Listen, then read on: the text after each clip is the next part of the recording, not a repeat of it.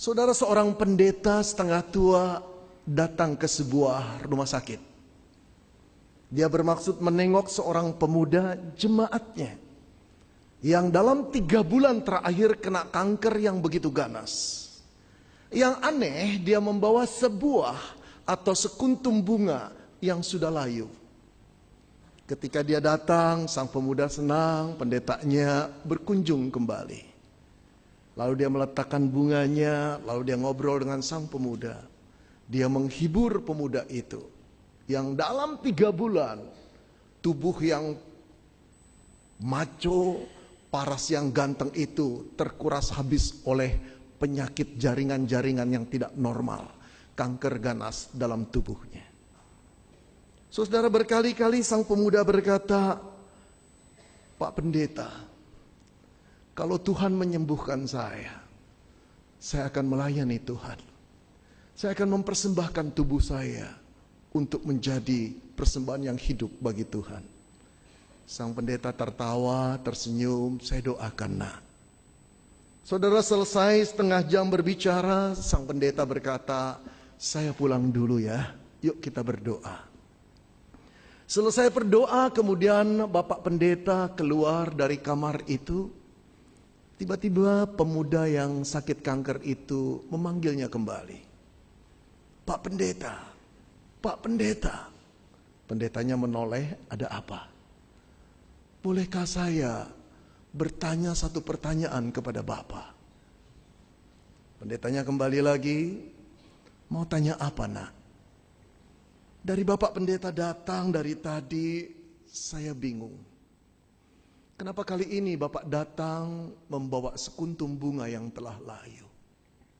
Kenapa, Pak?" Pak Pendeta tersenyum, "Bolehkah saya duduk kembali?" "Oh, silakan, Pak," kata pemuda yang terbaring dengan sakit yang luar biasa pada stadium tingkat terakhir. Lalu pendeta itu menatap dia dan berkata, "Bolehkah aku berterus terang kepadamu, hai anak muda?" "Terus teranglah, Pak Pendeta. Jangan ada apa-apa di antara kita. Aku menyenangi keterus terangan Bapak." Lalu kemudian pendeta itu berkata, "Nak, ingatkah setahun yang lalu, waktu ibu pendeta mendekati kamu dan berkata, anak-anak remaja membutuhkan pembimbing kelompok kecil. Maukah engkau membimbingnya?" Engkau berkata, "Waduh, Bu Pendeta, saya masih sibuk kuliah." Setelah engkau masuk masa skripsi, ingatkah engkau teman-temanmu di pemuda berkata, "Jadilah ketua komisi pemuda, engkau yang paling berkarisma." Lalu engkau bilang apa? "Saya masih skripsi." Betul, itu yang kau katakan. Ingatkah engkau setengah tahun yang lalu ketika aku datang kepadamu dan berkata, "Pimpinlah kur di gereja kita yang dirigennya sudah pindah keluar kota. Engkau yang berbakat." Engkau bilang apa? "Sekarang saya sedang bekerja." Engkau selalu menolak, bukan? Tapi setelah engkau kena kanker, beberapa kali aku datang kepadamu, hai anak muda. Berkali-kali engkau berkata, "Pak Pendeta, tolong doakan saya. Kalau Tuhan menyembuhkan saya ingin mempersembahkan hidup saya kepada Tuhan." Hai anak muda, dengarkan aku. Engkau sedang memberikan Tuhan sekuntum bunga yang sudah layu. Apakah kau pikir Tuhan hanya layak menerima sekuntum bunga yang telah layu? Pemuda itu terdiam, dia tertunduk, dia menangis.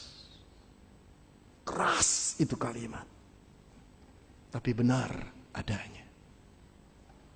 Benar adanya. Dia cuma berjanji kepada Tuhan kalau Tuhan menyembuhkan.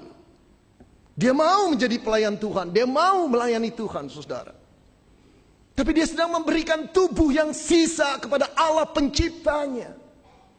Pengemiskah Allah? Pengamen di tengah jalankah Allah?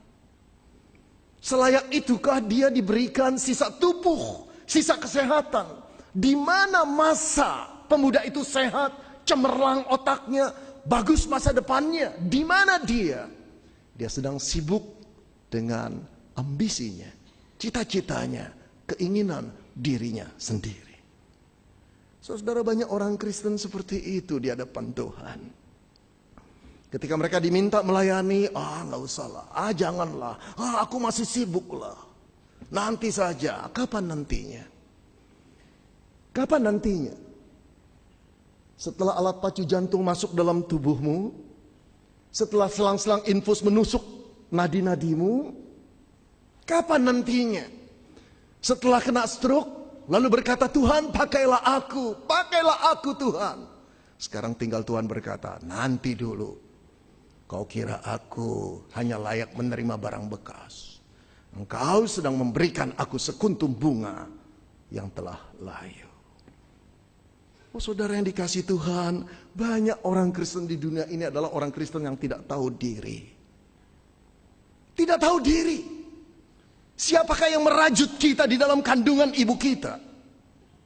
Siapakah yang membesarkan kita ketika kita balita? Siapa yang selalu menjaga kita dari segala macam mara bahaya dan penyakit? Tuhan. Siapakah yang menuntun masa muda kita? Siapakah yang memberikan otak yang cemerlang, masa depan yang gemilang? Siapa? Allah. Siapakah yang menebus kita pada waktu kita hidup di dalam dosa? Allah. Lalu tidak layakkah Allah ketika dia meminta tubuhmu dan tubuhku untuk dipersembahkan kepadanya sebagai persembahan yang hidup, menjadi dupa yang harum bagi namanya? Tidak tahu diri, bukan? Kalau kita punya keperluan, kalau kita terdesak, kita menjerit kepada Allah. Kalau dia tidak mengabulkan, kita marah dan berkata, engkau Allah seperti apa? Aku tidak akan percaya kepadamu. Aku meminta, engkau tidak menjawab. Aku berdoa, engkau sembunyi. Kita tidak tahu yang kita ajak bicara, yang kita adalah pencipta. Satu tiupan nafasnya membuat jiwa kita bisa terbang melayang. Kita tidak lagi hormat kepada Tuhan. Kita tidak lagi takut akan Tuhan. Kita membuat dia seolah-olah kacung kita, bujang kita. Kita seolah-olah berhak atas diri kita. Seolah-olah kita bisa menciptakan diri kita sendiri dan tidak bergantung kepada Allah. Padahal seluruh hidup kita sampai sekarang ini, kita bergantung kepada Tuhan. Oh saudara, karena itu Paulus mengingatkan jemaat atau orang Kristen di kota Roma untuk tidak main-main dengan Allah. Untuk memuliakan Tuhan dengan tubuhnya. Karena itu dia berkata,